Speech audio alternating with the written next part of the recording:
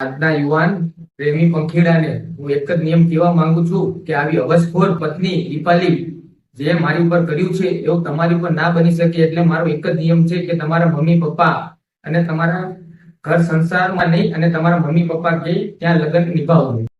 મારું નામ પરમાર પ્રકાશ દિનેશભાઈ છે. હું આ અમદાવાદનો રહેવાસી છું.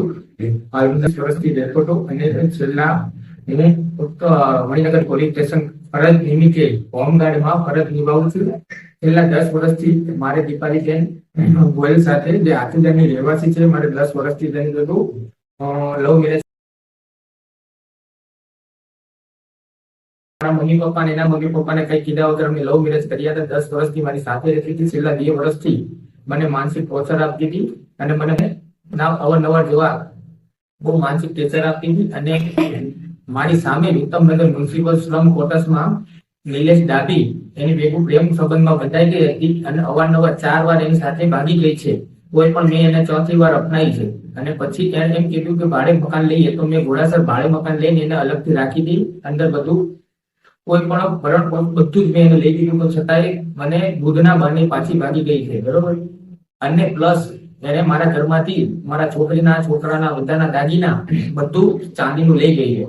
અને મારે 2 બાબા છે, એક 1.5 વર્ષનો પાર્થવ પરમાર અને એક 8 વર્ષની દીકરી આરોહી પરમાર.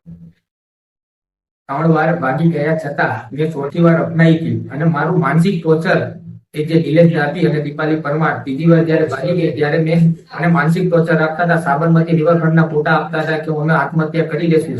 છતાંય મેં મારા છોકરાના લીધે જીવન ગુજાર્યું, પણ મને એટલું માનસિક ટેચર આપતા હતા. જેમ કે દીપાલી પરમાર ને નિલેશ ડાબી બે પ્રેમી પંખીડા મને એવું નિશાન આપતા હતા. એટલે હું કંટાળીને મેં ઝેર પી લીધી. અને ઝેર પીધું ત્યારે મેં વિડીયો બનાવ્યો કે આ બેના માનસિક ટોર્ચરથી મેં ઝેર પીધું છે. અને છેલ્લે મારી વિડીયો એને મેં અપલોડ કર્યું, પોલીસ સ્ટેશનમાં ફરિયાદ કરી, બેના નામ લખ્યા. પછી છેલ્લે દીપાલી મને છેલ્લી વાર ખબર કાઢવા આવી એલજી હોસ્પિટલમાં. ત્યારે મને એવું કીધું કે આજ પછી મારે નિલેશને કોઈ પ્રેમ સંબંધ નથી અને હું તારી ભેગું રહીશ, મારા 2 છોકરાને હું સાચવીશ.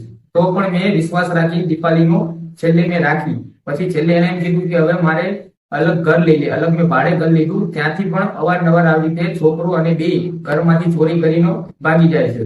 આવી અમારે એના લીધે, જેમ કે મારી વાઈફ દીપાલી પરમાર, મારા 2 છોકરા રાત દિવસ હાલમાં મમ્મી મમ્મી પુકારી રહ્યા છે. છતાં પણ હું મારી હિંમત અને મારું માન અને મારી મમ્મીના સોમાનના લીધે હું મારા 2 છોકરા, જેમ કે મારા મમ્મી અત્યારે એમને મમ્મી આપી રહ્યા છે. એટલે હું એટલું જ કહેવા માંગુ છું કે આનું નિવેદન લાવો અને આને આ નિલેશ ડાબી અને મારી વાઈફ દીપાલી પરમાર એ બેને જલ્દીમાં જલ્દી 1 કે 2 દિવસની અંદર મારે હાજર કરો. મારે તો હવે એને છૂટવું જ જોઈએ છે. મારે કોઈ એને લેવા દેવા નથી, પણ મારે બને ત્યાં લગી મારે છૂટા માટે એને હાજર કરો. મેં પોલીસ ફરિયાદ ઈસનપુર, મણિનગર પોલીસ સ્ટેશન બધે દાવો કરી ચૂક્યો છું. બધે મેં કમ્પ્લેન કરી છે, પણ હજી લગી 8 દિવસ થયા કોઈ મારું કઈ થયું નથી. અને દીપાલી પરમારે કઈ આવી નથી, નિલેશે આવ્યા નથી.